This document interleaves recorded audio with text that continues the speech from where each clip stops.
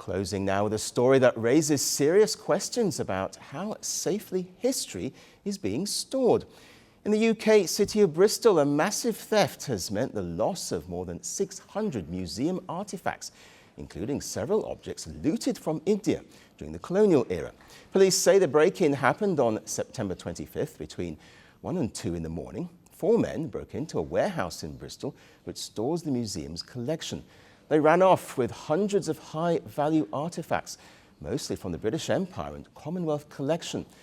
Reports say the stolen items include an ivory Buddha on a stone base carved with 7 snake heads, a belt buckle belonging to an East India Company officer, a carved ivory elephant ornament, a painting of the Delhi Durbar of 1903 celebrating the proclamation of Edward VII crowned as the Emperor of India, more than 250 letters from a British soldier posted in the northwest frontier province of British India, photos taken by a Mumbai-born poster artist for the Indian Railways in the 1930s, and film footage from the 1920s to 1970s, much of it from India and Africa.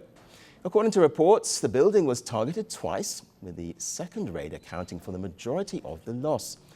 The burglary wasn't made public at the time, but now, 2 months later, detectives have released CCTV footage of 4 suspects, and they're appealing to the public to help them trace the thieves.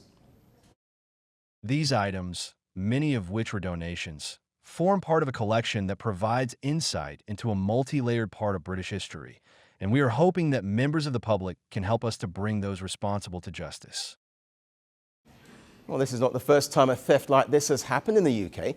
In 2019, an 18-carat solid gold toilet was stolen from Blenheim Palace. The fully functional golden commode was worth $6 million. 3 men were this year convicted of the theft, but other high-value thefts have since continued elsewhere, with the trend expanding beyond Britain.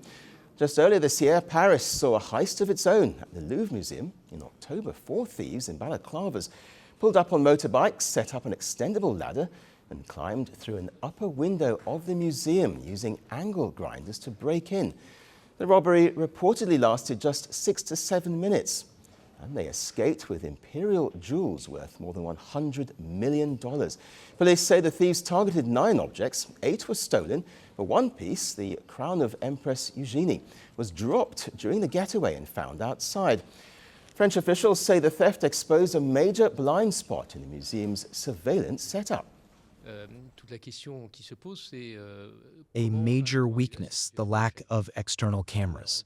So it's clear that if this theft happened, it was because there were no external cameras. It's obvious that the chain of responsibility stretches far back in time. Take the example of external surveillance cameras. We're in 2025, and yet, as I mentioned in the hearing, a similar theft occurred in 1976 under almost identical conditions. Over 40 years, no leadership made the effort to correct this error, this absence of external video surveillance. So from Bristol to the Louvre, the mood is shifting across Europe. Governments are being pushed to rethink how to tackle the same problem in different cities.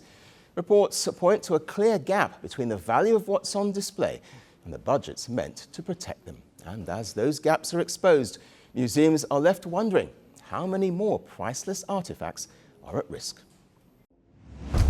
I was born into revolution. I inherited power like a crown. What I delivered was isolation. I built a personality cult that touched every home. Millions suffered hunger under my rule, but no one dared to speak. I ruled from palaces. My people queued for rice. I called myself the dear leader. History calls me something else, the dictator. Who am I?